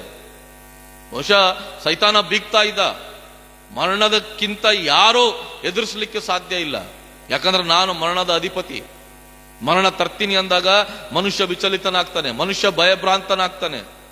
ಮರಣಕ್ಕೆ ಒಳಗಾಗಬಾರದೆನ್ನುವುದಕ್ಕೆ ನಾನಾ ರೀತಿಯ ಪ್ರಯಾಸ ಪರಿಶ್ರಮಗಳನ್ನು ಪಡ್ತಾನೆ. ಏನೆಲ್ಲ ಬಹುಶಃ ಸೈತಾನ ಅಂದುಕೊಂಡಿದ್ದ. ಮರಣನೇ ನನ್ನ ಅಧೀನದಲ್ಲಿದೆ, ಅಂದ್ರೆ ಮನುಷ್ಯ ನನ್ನ ಅಧೀನದಲ್ಲಿದ್ದಾನೆ ಎಂಬುದಾಗಿ ಬಹುಶಃ ಸೈತಾನ ಪುನರುತ್ಥಾನದ ಮುಂಚೆ ಬೀಗ್ತಾ ಇದ್ನೇನು. ಆದ್ರೆ ನೋಡ್ರಿ, ಮರಣವನ್ನ ಪ್ರವೇಶಿಸುವುದರ ಮೂಲಕ ಯೇಸು ಸ್ವಾಮಿ ಮರಣವನ್ನೇ ಸೋಲಿಸಿದ್ದಾನೆ. ಇಬ್ರಿಯರಿಗೆ ಬರೆದ ಪತ್ರಿಕೆ 2ನೇ ಅಧ್ಯಾಯ 14ನೇ ವಚನ ಹೇಳ್ತದೆ, ಇದಲ್ಲದೆ ಮಕ್ಕಳು ರಕ್ತಮಾಂಸಧಾರಿಗಳಾಗಿರುವುದರಿಂದ ಆತನು ಅವರಂತೆ ಆದನು. ತನ್ನ ಮರಣದಿಂದಲೇ ಮರಣಾಧಿಕಾರಿಯನ್ನು, ಅಂದರೆ ಸೈತಾನನನ್ನು ಅಡಗಿಸಿ ಬಿಡುವುದಕ್ಕೂ ಮರಣ ಭಯದ ದೆಸೆಯಿಂದ ತಮ್ಮ ಜೀವಮಾನದಲ್ಲೆಲ್ಲ ದಾಸತ್ವದೊಳಗಿದ್ದವರನ್ನು ಬಿಡಿಸುವುದಕ್ಕೂ ಅವರಂತೆ ರಕ್ತಮಾಂಸಧಾರಿಯಾದ ಎಂಬುದಾಗಿ ವಾಕ್ಯ ಹೇಳ್ತಾರೆ. ಮರಣದಿಂದ ಸೋಲಿಸಿದಂತ ವ್ಯಕ್ತಿ ನಮ್ಮ ರಕ್ಷಕನಾದಂತ ಯೇಸು ಸ್ವಾಮಿ. ದಿಢೀರ್ನೆ ಶಿಲ್ಬೆವರೆಗೆ ಯೇಸು ಸ್ವಾಮಿ ಇದ್ದು, ಶಿಲ್ಬೆಯ ಒಂದು ಹಿಂಸೆಯ ಸಂದರ್ಭದಲ್ಲಿ ದಿಢೀರ್ನೆ ಮಂಗಮಾಯ ಆಗಿ, ಇವತ್ತು ಕೆಲವೆಲ್ಲ ಏನೋ ಬೋಧನೆಗಳಿವೆ. ಯೇಸು ನಿಜಮಾನವನಾಗಿರಲಿಲ್ಲ, ಯೇಸು ಬರೇ ಮನುಷ್ಯನಂತೆ ಕಾಣ್ತಾ ಇದ್ದ, ಜ್ಞಾನವಾದಿಗಳು ಹೇಳುವಂತ ಬೋಧನೆ. ಗ್ರೀಕ ಸಮಾಜದಲ್ಲಿ ಇದ್ದಂತ ಜ್ಞಾನವಾದಿಗಳು ಎನ್ನುವಂತ ಫಂಡಮೆಂಟಲಿಸ್ಟ್ ಎಂಬುದಾಗಿ ಕರೀತಾರೆ. ಸೊ ಅವರು ಗ್ನೋಸ್ತಿಕವಾದಿಗಳು ಎಂಬುದಾಗಿ ಕರೀತಾರೆ, ಗ್ನೋಸ್ತಿಕರ್ ಎಂಬುದಾಗಿ ಕರೀತಾರೆ. ಅವರು ಇಂಥವೆಲ್ಲ ವಾದಗಳನ್ನ ಮಾಡ್ತಾ ಇದ್ರು, ಜನರನ್ನ ಏನು ಗಲಿಬಿಲಿಗೊಳಿಸ್ತಾ ಇದ್ರು. ಶಿಲ್ಬೆ ಮೇಲೆ ಯೇಸು ಅಲ್ಲ ಸತ್ತಿದ್ದು, ಯಾರೋ ಬೇರೆಯವರು. ಆತ ಎಲ್ಲ ಸತ್ತು ಸಮಾಧಿಯಲ್ಲಿ ಇಡಲ್ಪಟ್ಟ ಮೇಲೆ ದಿಢೀರ್ನೆ ಮತ್ತೆ ಯೇಸು ಸ್ವಾಮಿ ಎಲ್ಲೋ ಓದೋನಂತೆ, ಮತ್ತೆ ಸಡನ್ ಆಗಿ ಪ್ರತ್ಯಕ್ಷ ಆದನಂತೆ, ಜನರಿಗೆ ಕಾಣಿಸ್ಕೊಂಡಂತೆ, ಪುನರುತ್ಥಾನ ಹೊಂದಿದಾನೆ ಅನ್ನುವಂತ ಸುದ್ದಿಯನ್ನ ಶಿಷ್ಯರು ಹಬ್ಬಿಸಿದ್ರಂತೆ ಅಂತ ಇಂಥ ಎಲ್ಲ ಅನೇಕ ಬೋಧನೆಗಳು ಆ ಕಾಲದಲ್ಲಿತ್ತು. ನೋಡ್ರಿ, ಇವತ್ತು ಇಬ್ರಿಯರಿಗೆ ಬರೆದ ಪತ್ರಿಕಾ ಕರ್ತನು ಸ್ಪಷ್ಟವಾಗಿ ಹೇಳ್ತಾನೆ, ತನ್ನ ಮರಣದಿಂದಲೇ ಮರಣಾಧಿಕಾರಿಯನ್ನ ಸೋಲಿಸಿದ್ದಾನೆ, ಆತನ ಸೊಕ್ಕನ್ನ ಅಡಗಿಸಿದ್ದಾನೆ. ಯಾವ ವಿಚಾರದಲ್ಲಿ ಸೈತಾನ ಇವತ್ತು ಹೆಮ್ಮೆ ಪಡ್ತಾ ಇದ್ನೋ, ತನ್ನನ್ನು ತಾನು ಹೆಚ್ಚಿಸಿಕೊಳ್ತಾ ಇದ್ನೋ, ನೋಡ್ರಿ ಇವತ್ತು ಕರ್ತನು ಅದೇ ಮರಣವನ್ನ ಪ್ರವೇಶಿಸುವುದರ ಮೂಲಕ ಮರಣವನ್ನ ಸೋಲಿಸಿ ತಾನು ಜಯ ಸಾಧಿಸಿದಲ್ರಿ, ನಮಗೂ ಜಯವನ್ನ ಕೊಟ್ಟಿದ್ದ. ಆ ಜಯದ ಜೀವಿತದ ಕಡೆಗೆ ಇವತ್ತು ಯೇಸು ಸ್ವಾಮಿ ನಮ್ಮನ್ನ ನಡೆಸುವುದಾಗಿ ಅಭಯವನ್ನ ತನ್ನ ಪುನರುತ್ಥಾನದ ಮೂಲಕ ಇವತ್ತು ನಮಗೆ ನಮ್ಮ ಕ್ರೈಸ್ತ ಸಮಾಜಕ್ಕೆ ಯೇಸು ಕೊಟ್ಟಿದ್ದಾನೆ.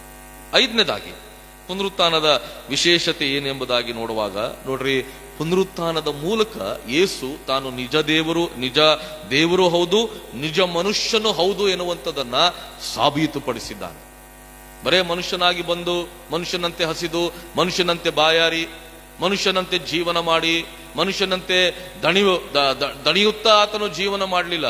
ಅಥವಾ ಇವತ್ತು ನಮ್ಮ ಪ್ರಪಂಚದಲ್ಲಿ ನೋಡ್ತೀವಿ, ಅದ್ಭುತಗಳನ್ನ ಬಹಳ ಜನ ಮಾಡ್ತಾರೆ, ಸೂಚಕ ಕಾರ್ಯಗಳನ್ನ ಬಹಳ ಜನ ಮಾಡ್ತಾರೆ. ಅಷ್ಟಕ್ಕೆ ಯೇಸು ತನ್ನ ಜೀವಿತವನ್ನ ಸೀಮಿತವಾಗಿ ಇಟ್ಟುಕೊಂಡಿರಲಿಲ್ಲ. ಬದಲಾಗಿ ತಾನು ನಿಜ ದೇವರು ಎನ್ನುವಂಥದ್ದನ್ನ ಮರಣದ ಮೇಲೆ ಜಯ ಸಾಧಿಸುವುದರ ಮೂಲಕ ಇವತ್ತು ನಮ್ಮ ಸ್ವಾಮಿ ಸಾಬೀತುಪಡಿಸಿದ್ದಾನೆ.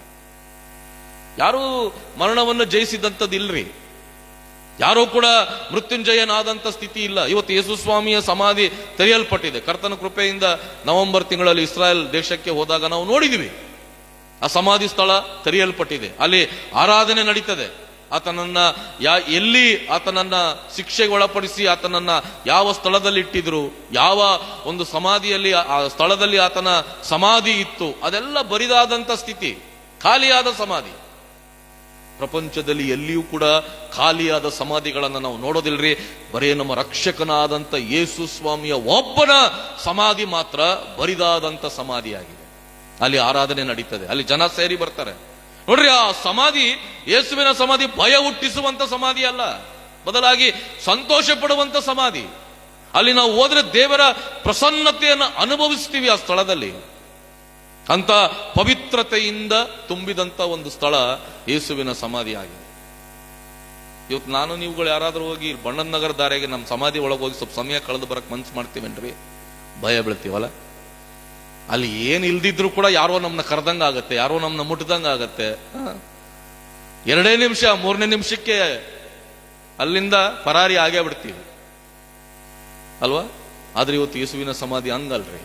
ಖುಷಿ ಪಡ್ತೀವಿ, ನಾವು ಸಂತೋಷ ಪಡ್ತೀವಿ, ಉಲ್ಲಾಸ ಪಡ್ತೀವಿ. ಜನ ಸ್ತೋಮ ಸೇರಿರ್ತದಲ್ಲಿ ಪ್ರತಿಯೊಬ್ಬರು ಅಲ್ಲಿ ಕುಂತು ಪ್ರಾರ್ಥನೆ ಮಾಡ್ತಾರೆ, ಕಣ್ಣೀರಾಗ್ತಾರೆ, ದೇವರಿಗೆ ವಿಜ್ಞಾಪನೆಗಳನ್ನ ಸಲ್ಲಿಸ್ತಾರೆ. ಯಾವ ಸಮಾಧಿ ಇದೆ ರೀ ಈ ಪ್ರಪಂಚದಲ್ಲಿ? ನಮ್ಮ ರಕ್ಷಕನಾದಂಥ ಯೇಸು ಸ್ವಾಮಿಯ ಒಬ್ಬನ ಸಮಾಧಿ ಮಾತ್ರ ಇವತ್ತು ಆ ರೀತಿಯಲ್ಲಿ ತೆರೆಯಲ್ಪಟ್ಟ ಸಮಾಧಿಯಾಗಿ ಆರಾಧನೆ ನಡೆಯುವಂತ ಒಂದು ಸ್ಥಳವಾಗಿ ಮಾರ್ಪಟ್ಟಿದೆ. ಯಾಕೆ?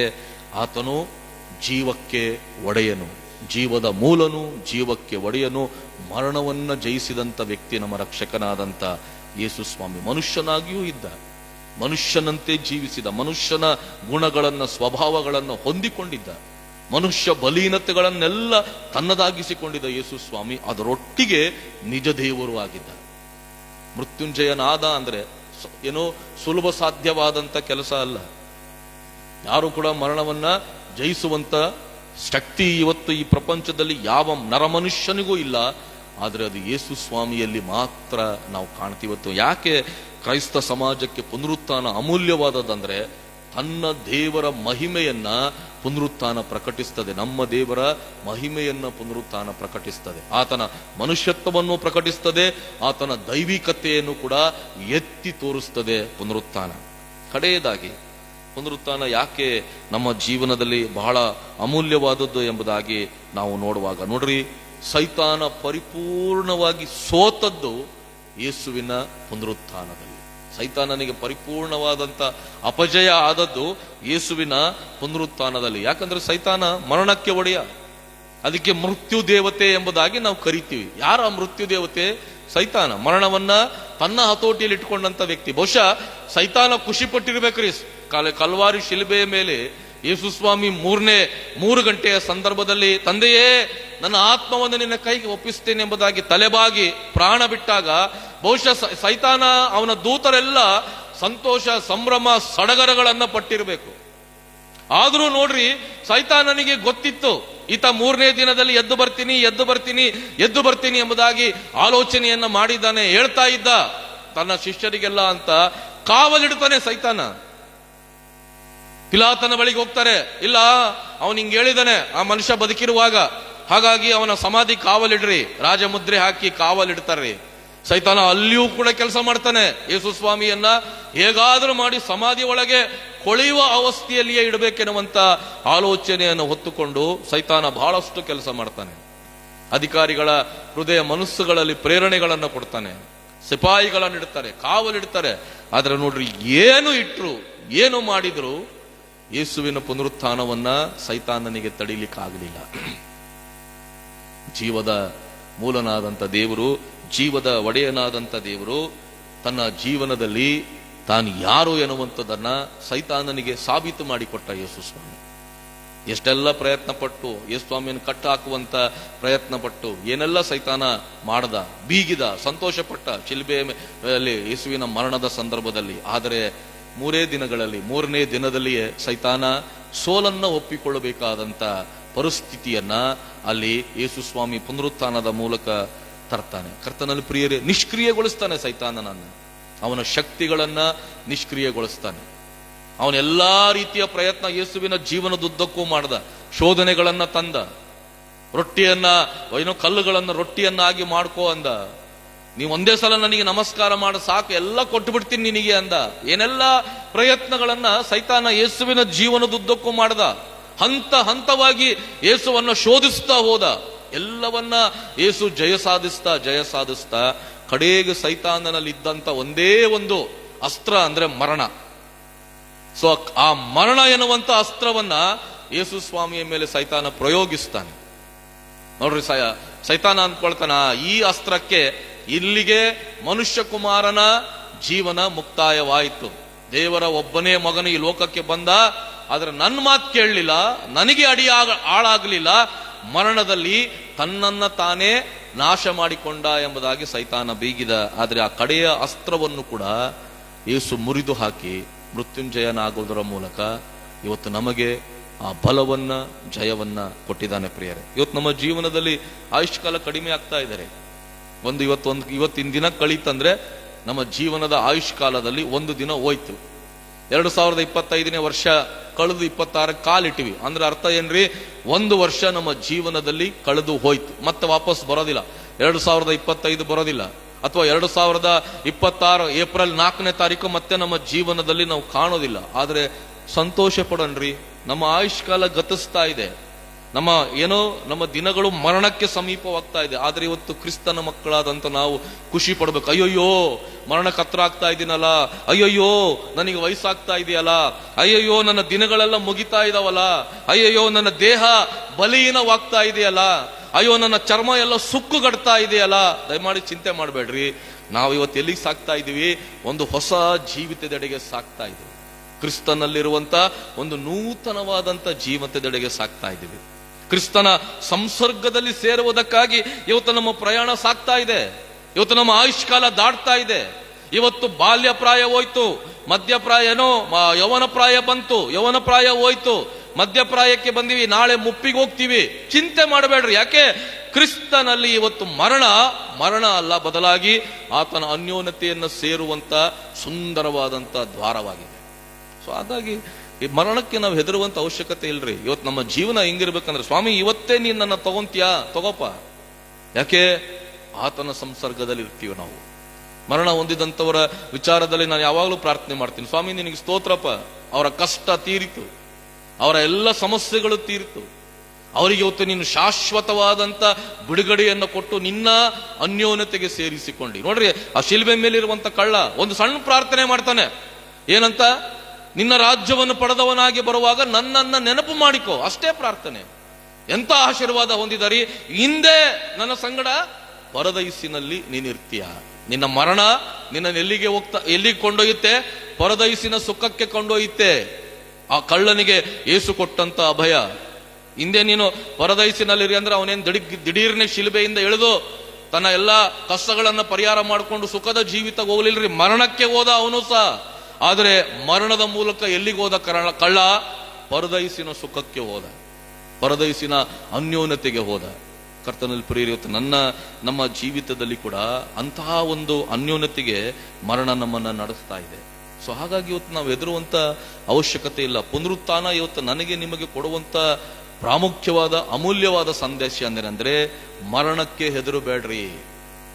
ಮರಣದ ನಂತರವೂ ಒಂದು ಸುಂದರವಾದಂತ ಜೀವನ ನಿಮ್ಮ ಜೀವಿತಗಳಲ್ಲಿ ನಾನು ಇಟ್ಟಿದ್ದೇನೆ ಮಕ್ಕಳೇ ಎನ್ನುವಂತ ಅಭಯವನ್ನ ಕೊಡ್ತಾನೆ. ನನ್ನ ಅನ್ಯೋನ್ಯತೆಯ ಜೀವನ, ನನ್ನ ಸಂಸರ್ಗದಲ್ಲಿರುವಂತ ಜೀವನ, ನನ್ನ ರಾಜ್ಯದಲ್ಲಿ ಹೊಸದಾಗಿ ನೀವು ಜೀವಿಸುವಂತ ಜೀವನವನ್ನ ನಿಮಗೋಸ್ಕರ ನಾನು ಇಟ್ಟಿದ್ದೇನೆ. ಇವತ್ತು ಮರಣವನ್ನ ಆ ಜೀವಿತದೆಡೆಗೆ ಸಾಗಿಸುವಂತ ದಾರಿಯನ್ನಾಗಿ, ದ್ವಾರವನ್ನಾಗಿ ನಾನು ಮಾಡಿದ್ದೇನೆ ಎನ್ನುವಂತ ಅಭಯವನ್ನ ನಮ್ಮ ರಕ್ಷಕನಾದಂತ ಯೇಸು ಸ್ವಾಮಿ ಮಾತ್ರ ಕೊಡ್ತಾ ಇದ್ದಾನ್ರಿ.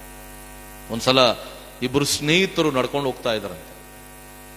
ಒಬ್ಬ ವಿಶ್ವಾಸಿ, ಕ್ರಿಸ್ತನಲ್ಲಿ ದೃಢವಾದಂತ ವಿಶ್ವಾಸ, ನಂಬಿಕೆ ಅವನ್ನ ಇಟ್ಟಂತ ಒಬ್ಬ ವ್ಯಕ್ತಿ. ಅದರಲ್ಲಿ ಸೊ ವಿಶ್ವಾಸ ಇಲ್ಲದೆ ಇರುವಂತವನು ವಿಶ್ವಾಸಿಗೆ ಕೇಳಿದ್ನಂತೆ, ಯಾಕೋ ಯೇಸುವನ್ನ ಅಷ್ಟು ನಂಬ್ತೀನಿ ನೀನು, ಏನು ಅಂತ ವಿಶೇಷತೆ ನಿನ್ನ ಯೇಸು ಸ್ವಾಮಿಯಲ್ಲಿ ಇದೆ, ನನಗಂತೂ ಅರ್ಥ ಆಗ್ತಾ ಇಲ್ಲಪ್ಪ. ನಾನು ಕೂಡ ನಿನ್ ಜೊತೆಗೆ ಯೇಸು ಸ್ವಾಮಿಯನ್ನ ಆರಾಧಿಸ್ತೀನಿ, ಮಾಡ್ತೀನಿ, ಆದ್ರೆ ನಿನ್ನ ಒಂದು ಸ್ಥಿತಿ ನೋಡಿದಾಗ ನನಗೆ ಬಹಳ ಆಶ್ಚರ್ಯ ಆಗತ್ತೆ. ಅಂತಾದ ಏನು ಯೇಸು ಸ್ವಾಮಿಯಲ್ಲಿ ಇದೆ ಎನ್ನುವಂಥದ್ದನ್ನ ಅವಿಶ್ವಾಸಿ ಕೇಳಿದಾಗ ವಿಶ್ವಾಸಿ ಹೇಳಿದ್ನಂತೆ, ನೋಡಪ್ಪ, ನೀನು ಪ್ರಯಾಣ ಮಾಡ್ತಾ ಇದೀಯ, ದಾರಿಯಲ್ಲಿ ನಡೆದು ಹೋಗ್ತಾ ಇದೀಯ, ಸ್ವಲ್ಪ ದೂರ ನೀನು ಪ್ರಯಾಣ ಮಾಡಿ ನಡೆದು ಹೋದ ಮೇಲೆ ಸಡನ್ ಆಗಿ ದಾರಿ ಎರಡು ಭಾಗ ಆಗತ್ತೆ. ಒಂದು ನಿನ್ನ ಎಡಗಡೆಗೆ ಒಂದು ದಾರಿ, ನಿನ್ನ ಬಲಗಡೆಗೆ ಒಂದು ದಾರಿ, ಎರಡು ಭಾಗ ಆಗತ್ತೆ. ಅಲ್ಲಿ ನಿಂತ್ಕೊಳ್ತೀಯ, ನಿನಗೆ ಗೊತ್ತಾಗಲ್ಲ ಎಕಡೆ ಹೋಗಬೇಕು, ಎಡಕ್ಕೆ ಹೋಗಲ್ಲ ಬಲಕ್ಕೆ ಹೋಗಲ್ಲ, ಯಾಕಡೆ ಹೋದ್ರೆ ನನ್ನ ಒಂದು ಸ್ಥಳವನ್ನ ನಾನು ತಲುಪ್ತೀನಿ ಅಂತ ನಿನಗೆ ಗೊತ್ತಾಗೋದಿಲ್ಲ. ನಿಂತ್ಕೊಳ್ತೀಯ, ಅಲ್ಲಿ ಇಬ್ಬರು ವ್ಯಕ್ತಿಯನ್ನ ಕಾಣ್ತೀಯ. ಒಬ್ಬ ಸತ್ತು ಬಿದ್ದಿರ್ತಾನೆ, ಒಬ್ಬ ಜೀವಂತನಾಗಿರ್ತಾನೆ. ನೀನು ಯಾವ ವ್ಯಕ್ತಿ ಹತ್ರ ಹೋಗಿ ನಿನ್ನ ಮುಂದಿನ ಪಯಣಕ್ಕೆ ದಾರಿಯನ್ನ ಕೇಳ್ತೀಯ ಅಂದಾಗ ಇವ ಅವಿಶ್ವಾಸ ಹೇಳ್ದೆ, ಸತ್ತವನ ಹತ್ರ ಹೋದ್ರೆ ಏನ್ ಪ್ರಯೋಜನನು? ಅವನೇನ್ ಹೇಳ್ತಾನೆ? ನನಗೆ ಏನು ಹೇಳಕ್ ಸಾಧ್ಯ ಇಲ್ಲ. ಬದುಕಿದವನ ಹತ್ರ ಹೋದ್ರೆ ನನ್ನ ಮುಂದಿನ ಜೀವನಕ್ಕೆ ಬೇಕಾದಂತ ದಾರಿ ಅಥವಾ ನನ್ನ ಮುಂದಿನ ಪಯಣಕ್ಕೆ ಬೇಕಾದಂತ ದಾರಿಯನ್ನ ಬದುಕಿರುವಂತ ವ್ಯಕ್ತಿ ತೋರಿಸ್ತಾನೆ ಅಂದಾಗ ಆ ವಿಶ್ವಾಸಿ ಹೇಳಿದ್ನಂತೆ, ಇವತ್ತು ನಾನು ಆ ಬದುಕಿರುವಂತ ವ್ಯಕ್ತಿಯನ್ನ ಆತುಕೊಂಡಿದ್ದೇನೆ. ಆ ಬದುಕಿರುವಂತ ವ್ಯಕ್ತಿ ನನ್ನ ದಿನನಿತ್ಯದ ಜೀವನದ ಮಾರ್ಗವನ್ನು ತೋರಿಸ್ತಾ ಇದ್ದಾನೆ, ನನ್ನನ್ನು ನಡೆಸ್ತಾ ಇದ್ದಾನೆ. ನಾನು ಎಲ್ಲಿ ಮುಟ್ಟಬೇಕಾಗಿದೆಯೋ ಈ ವ್ಯಕ್ತಿಯನ್ನ ನಾನು ಅನುಸರಿಸಿದರೆ, ಈ ವ್ಯಕ್ತಿ ಹೇಳಿದಂಥದ್ದನ್ನ ನಾನು ಕೇಳಿದರೆ ನನ್ನ ಗುರಿಯನ್ನ, ನಾನು ತಲುಪ್ತೀನಿ, ನನ್ನ ಉದ್ದೇಶವನ್ನ ನನ್ನ ಜೀವನದಲ್ಲಿ ನೆರವೇರುವಂಥದ್ದನ್ನು ನಾನು ಕಾಣ್ತೀನಿ ಅನ್ನುವಂಥ ಮಾತನ್ನು ಹೇಳಿದಾನೆ. ಕರ್ತನಲ್ಲಿ ಪ್ರಿಯರೇ, ಇವತ್ತು ನಮ್ಮ ರಕ್ಷಕನಾದಂಥ ಯೇಸು ಸ್ವಾಮಿ ಇವತ್ತಿಗೂ ಜೀವ ಸ್ವರೂಪನಾದಂಥ ದೇವರಾಗಿದ್ದಾನೆ, ಸತ್ಯ ಸ್ವರೂಪನಾದಂಥ ದೇವರಾಗಿದ್ದಾನೆ, ಸಾರ್ವಭೌಮನಾದಂಥ ದೇವರಾಗಿದ್ದಾನೆ, ಸರ್ವ ವ್ಯಾಪಿಯಾದಂಥ ದೇವರಾಗಿದ್ದಾನೆ, ಸರ್ವಜ್ಞನಾದಂಥ ದೇವರು ನಮ್ಮ ರಕ್ಷಕನಾದಂಥ ಯೇಸು ಸ್ವಾಮಿ ಒಬ್ಬನು ಮಾತ್ರ. ಹಾಗಾದ್ರೆ ಇವತ್ತು ಅಂಥ ದೇವರನ್ನ ನಾವು ಆರಾಧಿಸ್ತೀವಿ, ನಾವು ಧನ್ಯರು, ನಾವು ಭಾಗ್ಯವಂತರು. ಯಾಕಂದ್ರೆ ಆ ದೇವರು ಮರಣವನ್ನು ಜಯಿಸಿದಂತ ಒಬ್ಬನೇ ದೇವರು. ಯಾರು ಮರಣ ಜಯಿಸಿಲ್ರಿ, ಯೇಸು ಮಾತ್ರ ಮರಣವನ್ನ ಜಯಿಸಿದಂತ ದೇವರು. ಇವತ್ತು ನಾವು ಯೇಸು ಸ್ವಾಮಿಯ ಸತ್ತ ದಿನವನ್ನ ನಾವು ದುಃಖದಿಂದ ಆಚರಣೆ ಮಾಡೋದಿಲ್ಲ, ಸಂತೋಷ ಪಡ್ತೀವ್ರಿ. ಗುಡ್ ಫ್ರೈಡೆ ಯಾಕೆ ನಮಗೆ good Friday? Why it is good? Because ಅದು ಶುಭದಿಂದ ತುಂಬಿದೆ, ಒಳ್ಳೆತನದಿಂದ ತುಂಬಿದೆ, ಆಶೀರ್ವಾದದಿಂದ ತುಂಬಿದೆ. ಇವತ್ತು ನಾವು ಅದಕ್ಕೆ ಗುಡ್ ಫ್ರೈಡೆಯನ್ನ ಬಹಳ ಸಂತೋಷ, ಸಂಭ್ರಮ, ಸಡಗರಗಳಿಂದ ನಾವು ಆಚರಣೆ ಮಾಡ್ತೀವಿ. ಯಾಕಂದ್ರೆ ಯೇಸು ಮುಂದೆ ಪುನರುತ್ಥಾನಗೊಳ್ಳುವಂತ ದೇವರಾಗಿದ್ದಾನೆ. ಆ ಪುನರುತ್ಥಾನದ ಸಂತೋಷವನ್ನ ನಮ್ಮ ಜೀವನಕ್ಕೆ ಕೊಡುವಾತನಾಗಿದ್ದಾನೆ. ಗುಡ್ ಫ್ರೈಡೆಗೆ ಆತನ ಜೀವನ ಮುಕ್ತಾಯಗೊಳ್ಳಿಲ್ಲ, ಪುನರುತ್ಥಾನದಲ್ಲಿ ಮತ್ತೆ ಆತನ ಜೀವಿತ, ಆತನ ಜೀವ ಮತ್ತೆ ಚಿಗುರೊಡೆದಿದೆ.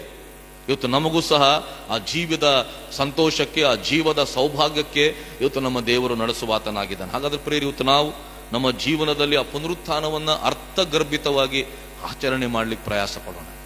ನಮ್ಮ ಹೃದಯ ಮನಸ್ಸುಗಳಲ್ಲಿ ಮನೆ ಮಾಡಿರುವಂತ ಮರಣ ಭಯದಿಂದ ಹೊರಬರೋಣ. ಆಯುಷ್ಕಾಲ ದಾಟ್ತಾ ಇದೆಯಾ? ಸಂತೋಷ ಪಡೋಣ್ರಿ, ಉಲ್ಲಾಸ ಪಡೋಣ. ಯಾಕೆ?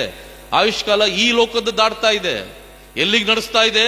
ಪರಲೋಕದ ಅನ್ಯೋನ್ಯತೆಗೆ ನಮ್ಮನ್ನು ನಡೆಸ್ತಾ ಇದೆ, ಪರಲೋಕದ ಸಂಸರ್ಗಕ್ಕೆ ನಮ್ಮನ್ನು ನಡೆಸ್ತಾ ಇದೆ. ಹಾಗಾಗಿ ವಯಸ್ಸಾಯ್ತು, ಮುಪ್ಪು ಬಂತು, ಇನ್ನು ಎಷ್ಟು ವರ್ಷ ಇರ್ತೀನೋ, ಇನ್ನು ಎಷ್ಟು ದಿನ ಆಯುಷ್ಕಾಲನೋ ಚಿಂತೆ ಮಾಡಬೇಡ್ರಿ.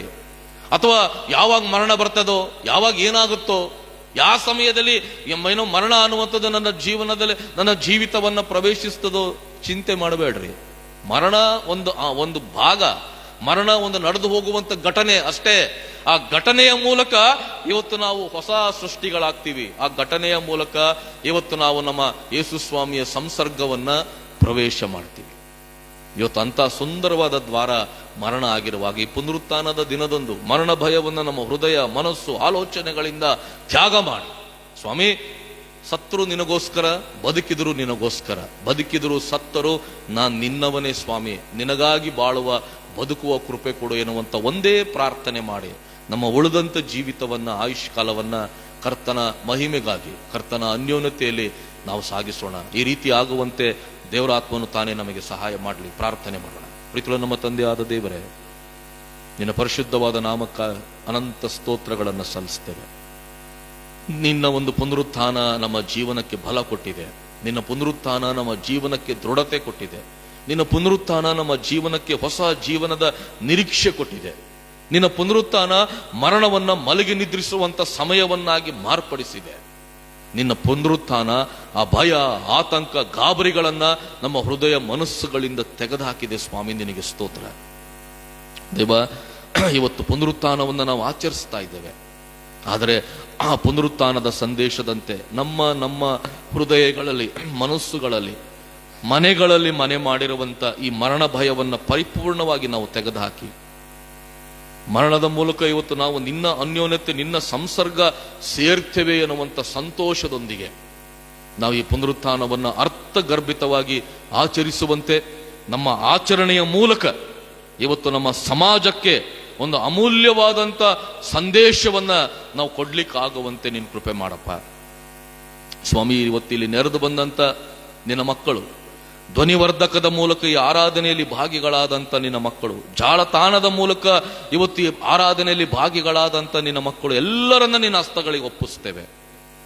ಪುನರುತ್ಥಾನದ ಸಂದೇಶದಂತೆ ಅವರು ಬಲಗೊಂಡವರಾಗಿ, ದೃಢಗೊಂಡವರಾಗಿ, ಸ್ಥಿರಗೊಂಡವರಾಗಿ, ಸಾರ್ವಭೌಮನು, ಸರ್ವಶಕ್ತಿಯು, ಸರ್ವಾಂತರ್ಯಾಮಿಯೂ ಆದಂಥ ನಿನ್ನನ್ನ ಕರ್ತನೆ ತಮ್ಮ ಹೃದಯ ಪೂರ್ವಕವಾಗಿ ಆರಾಧಿಸುತ್ತಾ, ಮೃತ್ಯುಂಜಯನಾದಂಥ ನಿನ್ನನ್ನ ಹೃದಯ ಪೂರ್ವಕವಾಗಿ ಆರಾಧಿಸುತ್ತಾ, ಬದುಕಿರುವಾಗಲೇ ನಾವುಗಳು ಕೂಡ ಮೃತ್ಯುವನ್ನ ಜಯಿಸಿದಂಥವರು ಎನ್ನುವಂತ ವಿಶ್ವಾಸದಲ್ಲಿ, ನಂಬಿಕೆಯಲ್ಲಿ ತಮ್ಮ ಜೀವಿತಗಳನ್ನ ಸಾಗಿಸುವಂತೆ ನೀನು ಕೃಪೆ ಮಾಡು ಎಂಬುದಾಗಿ ಪ್ರಾರ್ಥಿಸ್ತೇವೆ. ನೀನು ಯಾವ ರೀತಿ ಮೃತ್ಯುಂಜಯನಾಗಿದೆಯೋ ನಿನ್ನ ಮಕ್ಕಳಾದಂಥ ನಾವುಗಳು ಸಹ ಮೃತ್ಯುಂಜಯರೇ. ಮರಣ ನಮ್ಮನ್ನ ಏನು ಮಾಡ್ಲಿಕ್ಕಾಗೋದಿಲ್ಲ, ಮರಣ ನಮ್ಮನ್ನು ಸೋಲಿಸ್ಲಿಕ್ಕಾಗೋದಿಲ್ಲ, ಮರಣ ನಮಗೆ ಯಾವುದೇ ರೀತಿಯ ಭಯ ಆತಂಕಗಳನ್ನ ತರಲು ಸಾಧ್ಯನೇ ಇಲ್ಲ ಸ್ವಾಮಿ. ಯಾಕಂದ್ರೆ ನೀನು ಮೃತ್ಯುಂಜಯನಾದಂಥ ದೇವರು. ನಿನ್ನನ್ನ ಪ್ರೀತಿಸಿದಂಥ ನಾವುಗಳು, ನಿನ್ನನ್ನ ನಂಬಿದಂಥ ನಾವುಗಳು, ನಿನ್ನನ್ನ ಅನುಸರಿಸುತ್ತಿರುವಂತ ನಾವುಗಳು ಸಹ ಈ ಲೋಕದಲ್ಲಿ ಮೃತ್ಯುಂಜಯರೇ ಸರಿ. ಆ ವಿಶ್ವಾಸಕ್ಕೆ ನಮ್ಮನ್ನು ನಡೆಸು ಸ್ವಾಮಿ, ಆ ವಿಶ್ವಾಸದಲ್ಲಿ ನಮ್ಮನ್ನು ದೃಢಗೊಳಿಸು ಎಂಬುದಾಗಿ ಪ್ರಾರ್ಥಿಸ್ತೇವೆ. ಮಾತನಾಡಿದ್ದಕ್ಕಾಗಿ ಸ್ತೋತ್ರ, ಸಂದೇಶ ಕೊಟ್ಟಿದ್ದಕ್ಕಾಗಿ ಸ್ತೋತ್ರ, ಸಂತೃಪ್ತಿಗೊಳಿಸಿದ್ದಕ್ಕಾಗಿ ಸ್ತೋತ್ರ. ಎಲ್ಲವುಗಳಿಗಾಗಿ ನಿನಗೆ ಸ್ತೋತ್ರ ಸಲ್ಲಿಸುತ್ತಾ ಈ ದೀನ ವಿಜ್ಞಾಪನೆಯನ್ನ ದೀನತೆಯಿಂದ ಬೇಡಿಕೊಳ್ಳುತ್ತೇವೆ. ನಿತ್ಯ ಕಾಲಕ್ಕೂ ಸ್ತೋತ್ರ ಬರಲಿ. ಆಮೆನ್. ಕಡೆಯದಾಗಿ ನಾವು ಸಂಗೀತಗಳಲ್ಲಿ 101ನೆಯ ಸಂಗೀತವನ್ನ ನಾವು ರಾಗ ಮಾಡೋಣ. ಸಂಗೀತಗಳಲ್ಲಿ 101ನೆಯ ಸಂಗೀತ, ಇಂದು ಯೇಸು ಎದ್ದನು ಹಲ್ಲೆಲೂಯ, ಜಯ ಕ್ರಿಸ್ತಗಾಯಿತು ಹಲ್ಲೆಲೂಯ. 1 ಹಾಗೂ 2ನೇ ಚರಣಗಳನ್ನ ನಾವೆಲ್ಲರೂ ಎದ್ದು ನಿಂತುಕೊಂಡು ಈ ಸಂಗೀತವನ್ನ ರಾಗ ಮಾಡೋಣ.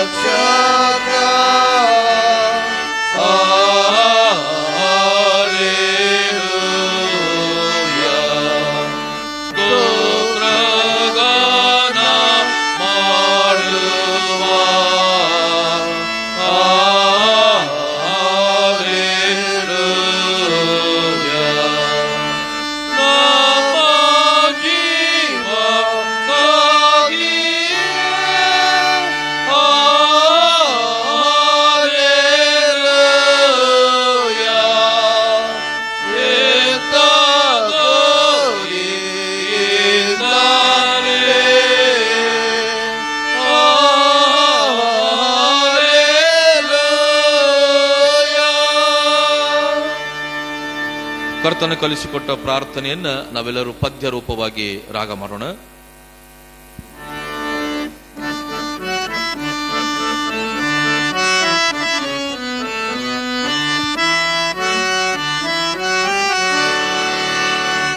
ಪರಲೋಕ ಜನಕನೇ ಭವದ ವಿಧಾನವು ನಿರುತವು ಪಾವನವಾಗಿರಲಿ,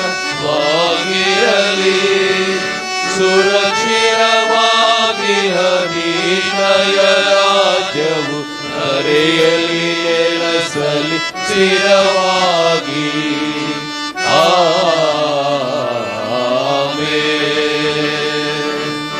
ಪರದಂದದಿ ನಿನ್ನ ಚಿತ್ತವು ಧರೆಯೋಳು ನೆರವೇರಲಿ ಅದು ದಿನದ ಬುತ್ತಿ, ಪರಿಪಾಲಿಸು ಎಂಬ ಹೊರತೆಯಲಿರಿಸು ಹರಸು ಗುಣಾಕರ ದಯಶೀಲ. ಆಮೆನ್. ಕ್ಷಮಿಸೆಮ ಪಾಪಗಳನ್ನು ನಾವಿತರರ ಕ್ಷಮಿಸಿದ ತೆರದಿ ದಯಾಕರನೇ, ಕ್ಷೇಮವ ಪಾಲಿಸು ದೀನರ ರಕ್ಷಿಸು ಕಾಮಿತ ಫಲದಾಯಕ ನೀನೇ. ಆಮೆನ್. ಶೋಧನೆಯೊಳಗೆ ಸೇರಿಸದಿರು ಭೂಮಿ, ಶೋಧಕನಿಂದಲೇ ತಾಯಿ ಪ್ರಭು, ಶ್ರೀಧರೆ ರಾಜ್ಯವು ಬಲವು ಮಹಿಮೆಗಳು ಓದಯ ದೀಶಲೆ ನೀನವುಗ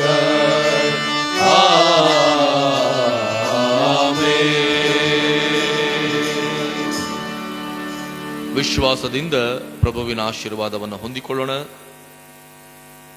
ಜೀವಕ್ಕೆ ಮೂಲನೂ ಜೀವದ ಒಡೆಯನೂ ಆಗಿರುವಂತ ನಮ್ಮ ತಂದೆಯಾದಂಥ ದೇವರ ಪ್ರೀತಿಯು ಮರಣವನ್ನು ಜಯಿಸುವುದರ ಮೂಲಕ, ಮೃತ್ಯುಂಜಯನಾಗುವುದರ ಮೂಲಕ ಆ ಜೀವದ ಮಹಿಮೆಯನ್ನು ನಮಗೆ ಪ್ರಕಟಿಸಿದಂತ ನಮ್ಮ ರಕ್ಷಕನಾದಂಥ ಯೇಸು ಕ್ರಿಸ್ತನ ಕೃಪೆಯು, ಜೀವಕ್ಕೆ ಮೂಲನು ಜೀವದ ಒಡೆಯನು ಜೀವವನ್ನು ಜಯಿಸಿದಾತನ ಅನ್ಯೋನ್ಯತೆಗೆ ನಮ್ಮನ್ನು ನಡೆಸುವಂತ ಪವಿತ್ರ ಆತ್ಮನ ಅನ್ಯೋನ್ಯತೆಯು ಈಗಲೂ ಯಾವಾಗಲೂ ನಮ್ಮೆಲ್ಲರ ಸಂಗಡ ಈ ಧ್ವನಿವರ್ಧಕದ ಮೂಲಕ ಈ ಆರಾಧನೆಯಲ್ಲಿ ಭಾಗಿಯಾದಂಥ ಪ್ರತಿಯೊಬ್ಬೊಬ್ಬರ ಸಂಗಡ, ಜಾಲತಾಣದ ಮೂಲಕ ಈ ಆರಾಧನೆಯಲ್ಲಿ ಭಾಗಿಯಾದಂಥ ಪ್ರತಿಯೊಬ್ಬ ಮಕ್ಕಳ ಸಂಗಡ ನಿತ್ಯ ನಿರಂತರ ಕಾಲಕ್ಕೂ ನೆಲೆಯಾಗಿರಲಿ.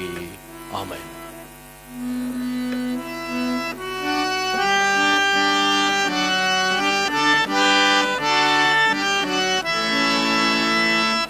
ಜಪಕಾಲ ಕಿರಿತೀಗ ವಾಕ್ಯ ಕೇಳಿಕೊಂಡೆವು, ಕರ್ತನಿಂದ ಆಶೀರ್ವಾದ ತುಂಬದಾಯ ಪಾಲಿಸು. ದೈವ ಜ್ಞಾನ ವಾಕ್ಯ ಧ್ಯಾನ ಎಲ್ಲರಲ್ಲಿ ಹುಟ್ಟಿಸು, ಎಲ್ಲರಲ್ಲಿ ಹುಟ್ಟಿಸು.